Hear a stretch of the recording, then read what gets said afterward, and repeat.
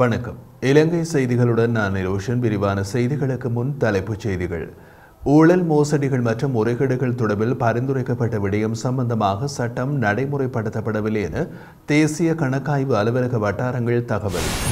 ஐக்கிய மக்கள் சக்தியினால் முன்மொழியப்பட்டுள்ள திகதிகளை உடனடியாக பொருளாதார ஆணைக்குழுவுக்கு அறிவிக்குமாறு நளின் பண்டார தேசிய மக்கள் சக்தியிடம் கோரிக்கை. ஸ்ரீலங்கன் விமான சேவையை மறுசீரமைக்க 3 நிறுவனங்கள் முன்வரவுள்ளதாக அமைச்சர் நிமால் ஸ்ரீபால டி சில்வா தெரிவிப்பு.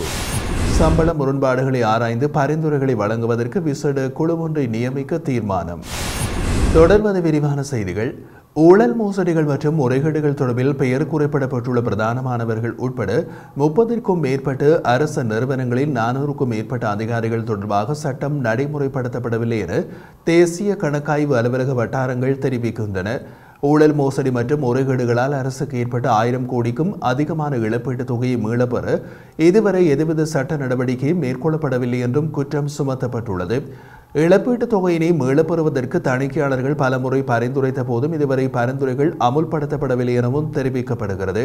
இதேவேளை ஊழல், மோசடிகள் மற்றும் முறைகேடுகளில் ஈடுபடும் அதிகாரிகளுக்கு எதிராக சட்டத்தை அமுல்படுத்துவதற்கு முன்வைக்கப்பட்ட பல பரிந்துரைகள் நிறுவனங்களின் தலைவர்களால் நடைமுறைப்படுத்தப்படாமல் இருப்பது அந்த தலைவர்கள் நேரடியாகவோ அல்லது மறைமுகமாகவோ ஊழல், மோசடிகளோடு தொடர்புடையவர்கள் என்று கணக்காய்வு அதிகாரிகளும் சுட்டிக்காட்டுகின்றனர்.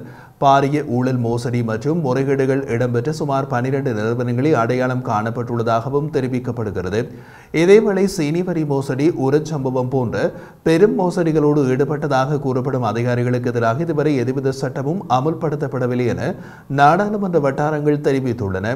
மோசடிகள் மற்றும் ஊழல் அதிகளவு இடம்பெறுவதற்கு சில அரசியல்வாதிகள் இவ்வாறான அதிகாரிகளுக்கு அடைக்கலம் கொடுப்பதே முக்கிய காரணம் என்றும் கணக்காய்வு திணைக்களம் சுட்டிக்காட்டியுள்ளது. ஐக்கிய மக்கள் சக்தியினால் முன்மொழியப்பட்டுள்ள திகதிகளை உடனடியாக பொருளாதார குழுவுக்கு அறிவிக்குமாறு நாடாளுமன்ற உறுப்பினர் நளின் பண்டார தேசிய மக்கள் சக்தியிடம் கோரிக்கை விடுத்துள்ளார். தேசிய மக்கள் சக்தியின் நிறைவேற்று உறுப்பினர் நலிந்த ஜெயதிசவுக்கு அனுப்பி வைத்துள்ள கடிதத்தில் இந்த கோரிக்கை விடுக்கப்பட்டுள்ளதாக தெரிவிக்கப்படுகிறது. பொருளாதார குழு விவாதத்திற்கு அழைக்கப்பட்ட போதிலும் தலைமைத்துவ விவாதத்திற்கான பிரேரணையை தமது கட்சி எவ்வித தயக்கமுமின்றி ஏற்றுக்கொண்டுள்ளதாக நாடாளுமன்ற உறுப்பினர் நளின் பண்டார தனது கடிதத்தில் தெரிவித்துள்ளார். இவ்விரு விவாதங்களில் முதலில் பொருளாதார விவாதம், இரண்டாவதாக தலைமைத்துவ விவாதம் என்ற நிலைப்பாடு அப்படியே இருப்பதாகவும் பொருளாதார குழு விவாதத்திற்கான திகதியை உடனடியாக அறிவிக்குமாறு உரிய கடிதத்தில் அவர் தெரிவித்துள்ளார். ஸ்ரீலங்கன் விமான சேவையை மறுசீரமைக்க 3 நிறுவனங்கள் முன்வரவுள்ளதாக துறைமுகங்கள், கப்பல் போக்குவரத்து மற்றும் சிவில் விமான சேவைகள் அமைச்சர் நிமால் ஸ்ரீபால டி சில்வா தெரிவித்துள்ளார். அவற்றில் 2 வெளிநாட்டு நிறுவனங்கள் என்றும் எஞ்சியவை உள்ளூர் நிறுவனம் என்றும் அமைச்சர் தெரிவித்தார். இதில் ஒரு நிறுவனம் தெரிவு செய்யப்பட்டு ஸ்ரீலங்கன் விமான சேவையை மறுசீரமைக்க நடவடிக்கை எடுக்கப்படும் என்றும் அமைச்சர் தெரிவித்தார். தற்போது முன்வைக்கப்பட்ட நிறுவனங்களின் நிபந்தனைகளை ஆராய்ந்து பொருத்தமான நிறுவனத்தை தெரிவு செய்யும் பணிகளில் விலைமனு கோரல் சபையினால் ஈடுபட்டுள்ளதாகவும் அமைச்சர் நிமால் ஸ்ரீபால டி சில்வா தெரிவித்துள்ளார்.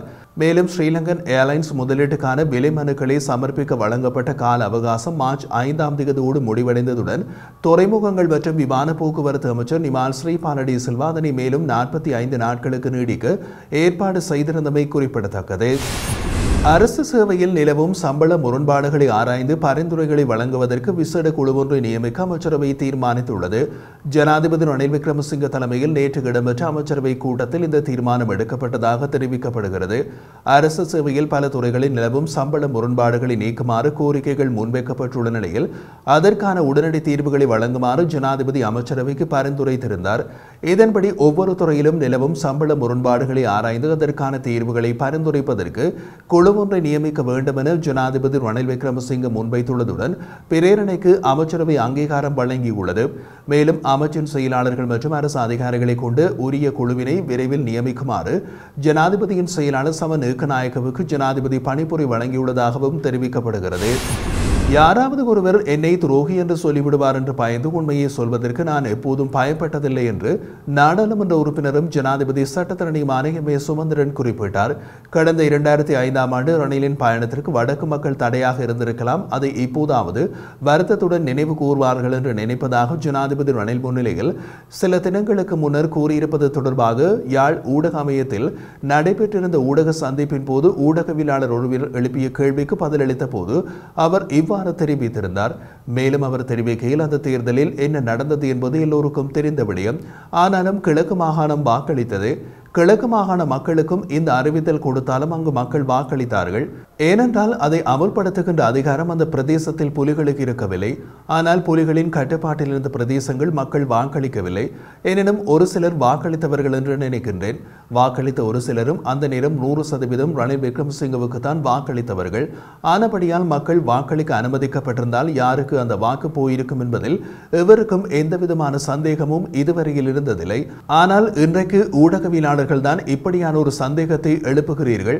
எல்லோருக்கும் தெரிந்த ஒரு விடயத்தை கதைப்பதற்கு பயந்து இதை சொன்னால் துரோகி என்று சொல்லிவிடுவீர்கள் என்று கருதி ஊடகவியலாளரே பயந்திருக்கின்ற ஒரு சூழலை தான் இன்றைக்கு இங்கு கேட்கின்ற கேள்வி காட்டுகிறதே தவிர எப்படி வாக்கு கொடுக்கப்பட்டிருக்கும் என்பது தொடர்பாக மக்களுக்கு மிக தெளிவு இருக்கிறது. எனினும் நான் எப்போதுமே யாராவது ஒருவர் என்னை துரோகி என்று சொல்லிவிடுவார் என்று பயந்து உண்மையை சொல்வதற்கு பயப்பட்டதல்ல என்றும் அவர் கூறிக்கொண்டார். இலங்கை தமிழர்களின் அடையாளமாக காணப்படும் கார்த்திகை மலரை அவமதிக்கும் வகையில் முன்னணி பாதணி நிறுவனம் ஒன்று கார்த்திகை மலர்கள் பொறிக்கப்பட்ட காலணிகளை விற்பனைக்கு வைத்துள்ளது. கொழும்பில் தமிழர்கள் சரிந்து வாழும் வெள்ளைவெத்தை பகுதியில் உள்ள காட்சி அறையில் குறித்த பாதணி விற்பனைக்கு வைக்கப்பட்டுள்ளதாகவும் தெரிவிக்கப்படுகிறது. இதற்கு தமிழ் மக்கள் மத்தியில் கடும் எதிர்ப்பு வெளியிடப்பட்டுள்ளதுடன் குறித்த இந்த பாதணியை புறக்கணிக்க வேண்டும் என்றும் கோரிக்கை விடுக்கப்பட்டுள்ளது. மேலும் அவ்வாறான அவமதிப்பான செயலில் ஈடுபட்டு தமிழர்களை இழிவுபடுத்தும் வர்த்தக நிலையங்களையும் புறக்கணிக்க வேண்டும் என்ற கோரிக்கை எழுந்துள்ளது. இந்த விடயம் தொடர்பாக சமூக ஊடகங்களில் பலரும் எதிர்வினையாற்றியுள்ளார்கள். குறிப்பாக தமிழ் தேசிய முன்னணியின் நாடாளுமன்ற உறுப்பினர் செல்வராசா கஜேந்திரன் உள்ளிட்டவர்கள் எதிர்ப்பு தெரிவித்துள்ளனர். உலக அரங்கில் ஈழத்தமிழர்களின் குறியீடாக கார்த்திகை மலர் அடையாளப்படுத்தப்பட்டுள்ளமை குறிப்பிடத்தக்கது. 2009 மே 18 யுத்தம் நிறைவடைந்தது. யுத்தம் நிறைவடைந்து 15 வருடங்கள் கடந்துள்ள போதிலும் வடக்கின் நிலைமை குறித்து நம்மால் மகிழ்ச்சியடைய முடியாது.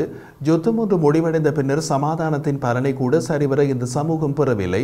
சமாதானத்தின் பலன்கள் சரியாக கிடைத்திருந்தால் இங்குள்ள பாடசாலைகள் கூட தேசிய பாடசாலைகளாக மாறியிருக்க வேண்டும். ஆனால் இங்கு அவ்வாறான எதுவும் நடக்கவில்லை என சஜித் பிரேமதாஸ் தெரிவித்துள்ளார். பிரபஞ்சம் தகவல் தொழில்நுட்ப வேலை திட்டத்தின் கீழ் 202வது கட்டமாக ஸ்மார்ட் வகுப்பறை உபகரணங்கள் திருகோணமலை கோமரங்கடவல மகாவித்தியாலயத்திற்கு வழங்கி வைக்கும் நிகழ்வு மே மாதம் 26ஆம் தேதி இடம்பெற்றது. இந்த நிகழ்வில் கலந்து கொண்டு உரையாற்றும் போது எதிர்க்கட்சித் தலைவர் சஜித் பிரேமதாஸ் இவ்வாறு தெரிவித்திருந்தார். இதன்போது பாடசாலை அபிவிருத்தி சங்கத்தினருக்கு 1 லட்சம் ரூபாய் நிதியுதவியும் வழங்கி வைக்கப்பட்டது. தொடர்ந்தும் தெரிவித்த அவர் இன்னமும் கூட இந்த பிரதேசங்களில் யுத்தத்தால் அழிந்து போன பாடசாலைகள் இருக்கின்றன. சமாதானம் ஏற்பட்டு 15 வருடங்கள் ஆகின்றது. யுத்தத்தை வெற்றி கொண்டதற்காக இத்தனை தடவைகள் வாக்களித்தீர்கள். இன்னமும் எமக்கு யுத்தத்தை காரணம் காட்ட முடியாது. இந்த பிரதேச பாடசாலைக்கும் மாணவர்களுக்கும் நீதி நியாயம் நிலைநாட்டப்படவில்லை என்றும் எதிர்க்கட்சி தலைவர் தெரிவித்தார். வாக்குறுதிகள் நிறைவேற்றப்படாத வரலாற்றில் அரசியலால் நம்பிக்கை இழந்து போயுள்ள பாதிக்கப்பட்ட மக்களுக்கு தூய நம்பிக்கையை என்னால் மாத்திரமே வழங்க முடியும். வார்த்தையின் உண்மையான அர்த்தத்தில் தாம் மாத்திரமே எதிர்க்கட்சியாக இருந்து கொண்டு மக்களுக்கு சேவைகளை முன்னெடுத்ததாக எதிர்க்கட்சி தலைவர் தெரிவித்திருந்தார். இடைக்கால ஜனாதிபதியாகவே ரணில் விக்ரமசிங்கவை தெரிவு செய்தோம். பதவிக்காலம் நிறைவடைந்ததன் பின்னர் இணக்கப்பாடு முடிவடையும் என ஸ்ரீலங்கா பொதுஜன பெரமுனவின் பொதுச் செயலாளர் சாகர காரியவசம் குறிப்பிட்டார். ஸ்ரீலங்கா பொதுஜன பெரமுனவின் தலைமை காரியாலயத்தில் திங்கட்கிழமை இடம்பெற்ற ஊடகவியலாளர் சந்திப்பின் போது மேற்கண்டவாறு குறிப்பிட்ட அவர் தேர்தலை நடத்தாமல் ஜனாதிபதிக்கு மீண்டும் அதிகாரத்தை வழங்க வேண்டும் என்று குறிப்பிடுவது முட்டாள்தனமான கருத்தாகும். தேசியத்தின் மீது பற்றுள்ளவரை ஜனாதிபதி வேட்பாளராக களமிறக்குவோம் என்றார். அவர் மேலும் தெரிவிக்கையில் தேர்தல்களை இலக்காக கொண்டு நாடளாவிய ரீதியில் தேர்தல் பிரச்சார கூட்டங்களை நடத்துவதற்கு தீர்மானித்துள்ளோம். முதலாவது கூட்டத்தை நேற்று முன்தினம் அனுராதபுரத்தில் வெற்றிகரமாக நடத்தினோம். செயல்பாட்டு ரீதியான முயற்சிகளில் இனி ஈடுபடுவோம். பாராளுமன்ற உறுப்பினர் நிமால் லாங்சா எமது கட்சியின் தலைவரான மஹிந்த ராஜபக்சவின் உருவப்படத்தை முன்னிலைப்படுத்தி அரசியலில் ஈடுபட்டிருந்தார். பொதுஜன பெரமுனவின் உறுப்பினராகவே பாராளுமன்றத்திற்கும் தெரிவானார். பொதுஜன பெரமுனவின் ஸ்தாபகர் பசில் ராஜபக்சவுக்கும் பாராளுமன்ற உறுப்பினர் நிமல் லாங்சாவுக்கும் இடையில் அரசியலுக்கு அப்பாற்பட்ட தொடர்பு காணப்படுகிறது. ஆகவே இவ்விருவரும் பேச்சுவார்த்தையில் ஈடுபடுவதில் எவ்வித பிரச்சனையும் கிடையாது. பொதுஜன பெரமுனவில் இருந்து விலகி சென்றவர்கள் அரசியல் ரீதியில் நெருக்கடிக்கு உள்ளாகி உள்ளார்கள். ஆகவே பிரிந்து சென்றவர்கள் மீண்டும் எம்முடன் இணையலாம். இடம்பெறவுள்ள ஜனாதிபதி தேர்தலில் போட்டியிட நாங்கள் தயாராக உள்ளோம். எமது கட்சி சார்பில் போட்டியிட பலர் தயாராக உள்ளார்கள். அடுத்த மாதம் எமது வேட்பாளரை அறிவிப்போம். ஸ்ரீலங்கா பொதுஜன பெரமுனவின் கொள்கைகளை அடிப்படையாக கொண்ட கூட்டணி ஸ்தாபிக்கப்படும். ஜனாதிபதி ரணில் விக்ரமசிங்கவுக்கு தொடர்ந்து ஒத்துழைப்பு வழங்க பொதுஜன பெரமுன தீர்மானித்துள்ளதாக வெளியாகியுள்ள செய்திகள் பொய்யானவை. முன்னாள் ஜனாதிபதி கோட்டாபய ராஜபக்சவின் இடைக்கால பதவிக்காலத்திற்காகவே ஐக்கிய தேசிய கட்சியின் தலைவர் ரணில் விக்ரமசிங்கவை தெரிவு செய்தோம். பதவிக்காலம் முடிவடைந்ததன் பின்னர் எமது இணக்கப்பாடு நிறைவடையும். தேசியத்திற்கும் நாட்டிற்கும் முன்னுரிமை வழங்குபவரை ஜனாதிபதி வேட்பாளராக களமிறக்கவும், தேர்தலை நடத்தாமல் ஜனாதிபதி ரணில் விக்ரமசிங்கவுக்கு மீண்டும் அதிகாரத்தை வழங்க வேண்டும் என்ற கருத்து முட்டாள்தனமானது. ஜனநாயகம் தொடர்பாக அடிப்படை அறிவு கூட இல்லாதவர்கள்தான் இவ்வாறான கருத்துக்களை குறிப்பிடுவார்கள் என்று தெரிவித்தார்.